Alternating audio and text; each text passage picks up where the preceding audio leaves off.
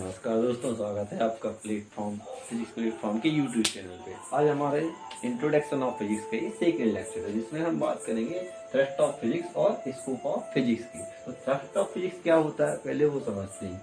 Thrust of physics होता है कि हम फिजिक्स में पढ़ते समय किस चीज़ पर ज़्यादा जोर देते हैं, ऐसी कौन सी चीज़ है जिसको हम ज़्यादा पढ़ते हैं, हमारा फोकस रहता है फिजिक्स में। तो इसके अंतर्गत आता है यूनिफिकेशन और रिडक्शनिज्म। हमको थ्रस्ट ऑफ फिजिक्स की जरूरत इसलिए पड़ी क्योंकि जब हम फिजिक्स पढ़ते तो फिजिक्स में यदि हम यूनिफिकेशन और रिडक्शनिज्म नहीं करेंगे तो फिजिक्स हमारे लिए बहुत ज़्यादा कॉम्प्लिकेटेड हो जाएगी, बहुत ज़्यादा कठिन हो जाएगी। तो हम फिजिक्स को सरल बनाने के लिए उसमें यूनिफिकेशन मेथड और रिडक्शनिज्म मेथड का यूज करते हैं। अब बात करते हैं यूनिफिकेशन मेथड क्या होती है। यूनिफिकेशन का मतलब होता है यूनिक। यूनिक का मतलब होता है एक।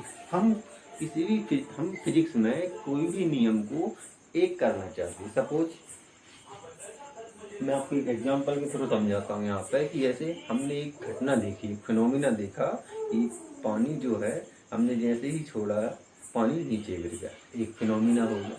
सेकेंड फिनोमिना हम देख रहे हैं कि अर्थ जो है सूर्य के चारों ओर चक्कर लगा रही है, ये भी एक फिनोमिना हो गया।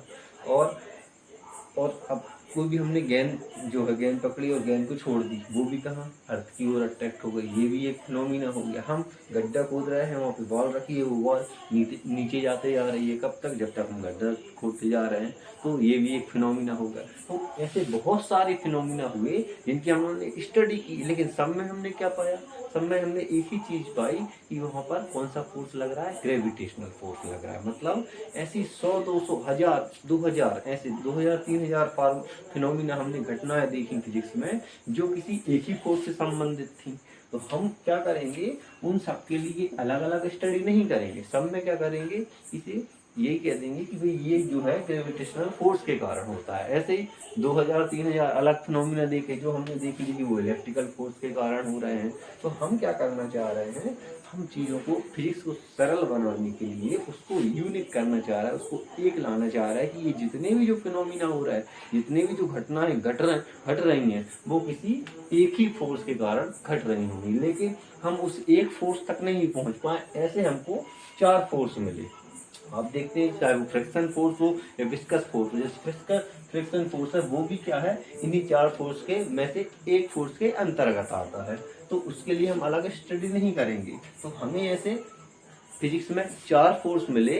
हाँ, इन 4 को हम एक करना चाह रहे हैं, लेकिन वो एक नहीं हो पा रहा है। क्योंकि ग्रेविटेशनल फोर्स अपने आप में एक अलग फोर्स होता है, वो इलेक्ट्रिकल फोर्स से रिलेशन नहीं है, इसलिए हम इन दोनों को एक नहीं कर पा रहे हैं। तो हमें यूनिफिकेशन एक करने, फिजिक्स में कोई एक फोर्स की स्टडी, मतलब फिजिक्स में जो है फोर्सों को एक करने के लिए हम एक तो करना चाह रहे हैं, लेकिन एक ना मिलके वो हमें कितने मिले, 4। अब जितने भी आप फोर्स पढ़ेंगे फिजिक्स में, वो उन 4 फोर्स में से कहीं ना कहीं एक फोर्स से रिलेटेड है। तो हम क्या करना चाह रहे थे, उसको यूनिक करना चाह रहे थे। तो हमें कितने फोर्स मिले हैं फिजिक्स में, 4। अब जितने भी फोर्स आप पढ़ेंगे वो कहीं ना कहीं इसी फोर्स से रिलेटेड होंगे। तो सबसे पहले कौन सा, ग्रेविटेशनल फोर्स मिला हमको, फिर इलेक्ट्रिकल फोर्स मिला, फिर स्ट्रॉन्ग न्यूक्लियस फोर्स मिला, फिर वीक न्यूक्लियस फोर्स मिला। तो आप ये जो 2 फोर्स देख रहे हो, ये आप अपनी लाइफ में आंखों से देख सकते हो, इसलिए हम इसको बोलते हैं मैक्रो फोर्स।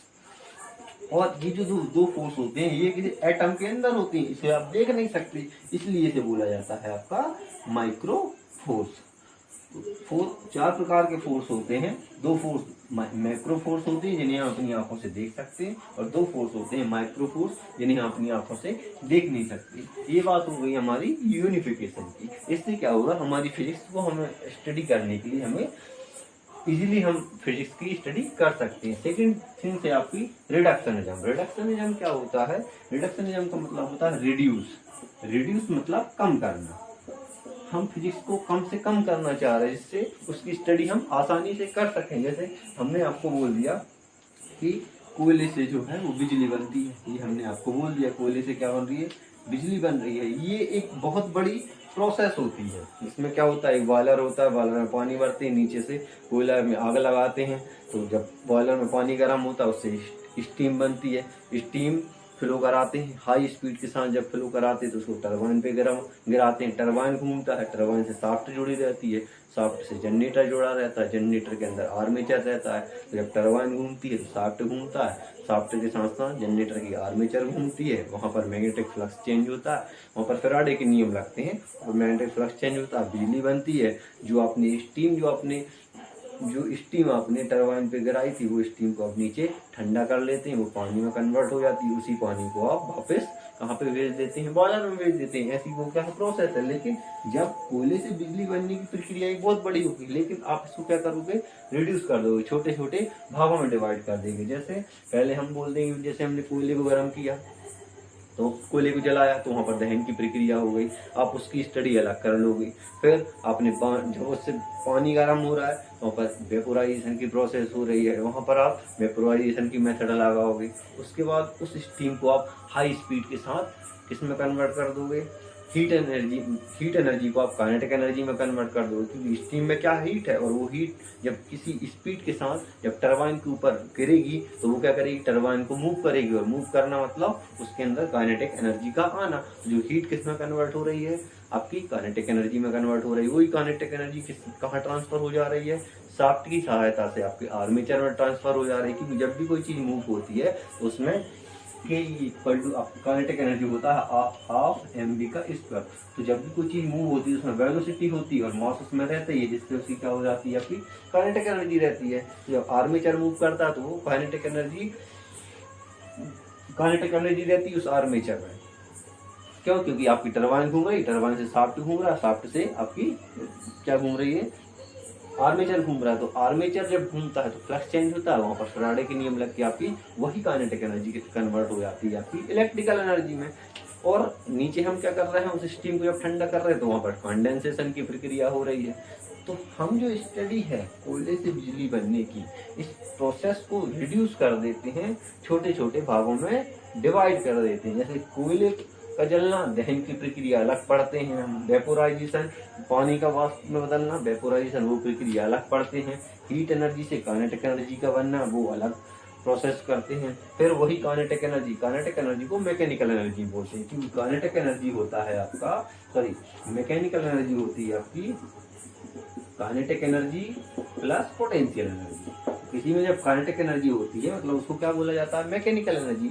अब यहाँ पर मैकेनिकल एनर्जी इलेक्ट्रिकल एनर्जी में कन्वर्ट होती है, वो एक मेथड को हम अलग पढ़ते हैं। तो हम इस प्रोसेस को क्या करते हैं, छोटी छोटी प्रक्रियाओं में, छोटी छोटी प्रोसेस में डिवाइड कर देते हैं। वही चीज हम फिजिक्स में करते हैं कि जब कोई बड़ी मेथड आती है तो हम उस बड़ी मेथड को ना पढ़कर उसकी छोटी छोटी मेथड को पढ़ते हैं, जिससे क्या हो जाता है, वो बड़ी जो मेथड है उसको हम आसानी से समझ सकते हैं। तो आपका थ्रस्ट ऑफ फिजिक्स में आपको दो चीजें मिलती हैं, यूनिफिकेशन और एक रिडक्शनिज्म। यूनिफिकेशन में क्या करते हैं, आप चीजों को एक करना चाह रहा है, वो फोर्सों को एक करना चाह रहा है। और रिडक्शनिज्म में क्या कर रहा है, किसी भी मेथड को आप रिड्यूस, कम छोटे छोटे भागों में डिवाइड करके उसको समझना चाह रहा है, जिससे क्या होता है, हमारे फिजिक्स को में स्टडी करने में हमको आसानी मिलती है। सेकेंड है हमारे पास scope of physics. Scope of physics होता है कि हम फिजिक्स में अध्ययन कहाँ से कहाँ तक करते हैं, इसकी एक साइज तो होना चाहिए, एक लिमिट तो होना चाहिए। तो इसको तीन भागों में डिवाइड किया गया है। सबसे पहला है मास। मास के अकॉर्डिंग आपकी कोई भी एक ऐसी वस्तु जो कि 10⁻⁻30 किलोग्राम से लेके 10⁻55 किलोग्राम तक रहेगी, इसके बीच में जो कोई भी पदार्थ आएगा उसकी स्टडी हम फिजिक्स में करेंगे। 10⁻30 किलोग्राम एक इलेक्ट्रॉन का द्रव्यमान होता है, और 10⁻55 जो किलोग्राम है वो एक पूरे यूनिवर्स का द्रव्यमान मेजर किया गया है। तो मतलब टोटल में डिफरेंस कितना आ रहा है, 10⁻85। क्यों, क्योंकि ये -30 है तो ये 0 पे आएगा, मतलब 30 ये और 55 ये, कुल मिला के कितने हो गए आपके 85।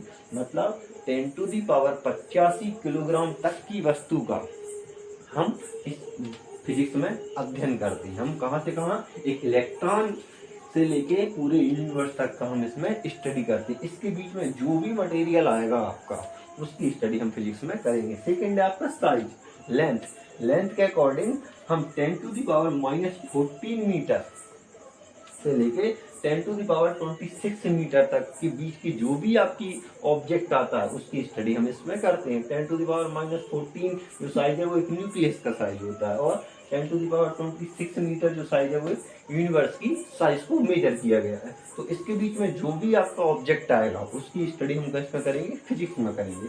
थर्ड है हमारा टाइम। टाइम के अकॉर्डिंग 10⁻22 मीटर से लेके 10⁻18 टाइम के अकॉर्डिंग आप 10⁻22 सेकेंड से लेके 10⁻18 सेकेंड तक इस टाइम लिमिट के बीच में हम पूरी फिजिक्स का अध्ययन करेंगे। ये 10⁻22 मीटर है, वो लाइट को 1 मिलीमीटर का डिस्टेंस ट्रेवल करने में टाइम लगता है, और 10⁻18 सेकेंड का जो टाइम है वो ब्रह्मांड को, जैसे ब्रह्मांड क्या होता है, फैलता है फिर वापस अपनी अवस्था में आता है। तो ये ब्रह्मांड यहाँ से फैलना स्टार्ट किया और वापस अवस्था में आया, इसके बीच में जो उसका टाइम लिमिट है वो 10⁻18 सेकेंड है। तो टाइम के अकॉर्डिंग हम इसके बीच का स्टडी करते हैं। तो ये क्या हो गया हमारा scope of physics. Scope of physics मतलब हम फिजिक्स में कहाँ से कहाँ तक का अध्ययन करते हैं, वो कितनी चीजों में डिवाइड किया गया, मास के अकॉर्डिंग, साइज के अकॉर्डिंग और टाइम के अकॉर्डिंग। तो आज की वीडियो लेक्चर में हमने क्या देखा, थ्रस्ट ऑफ फिजिक्स और scope of physics. Thrust of physics मतलब हम फिजिक्स में किस चीज को ज्यादा फोकस करते हैं, क्या चीज हमारी स्टडी के लिए रहता है, इसकी सहायता से हम फिजिक्स को आसानी से समझ सकते हैं। और स्कोप ऑफ फिजिक्स में हमने देखा है कि हम फिजिक्स में कहाँ से कहाँ तक का अध्ययन करते हैं, इसको मास, साइज और टाइम के अकॉर्डिंग डिवाइड किया गया है। तो नेक्स्ट वीडियो में फिर मिलेंगे। Thank you.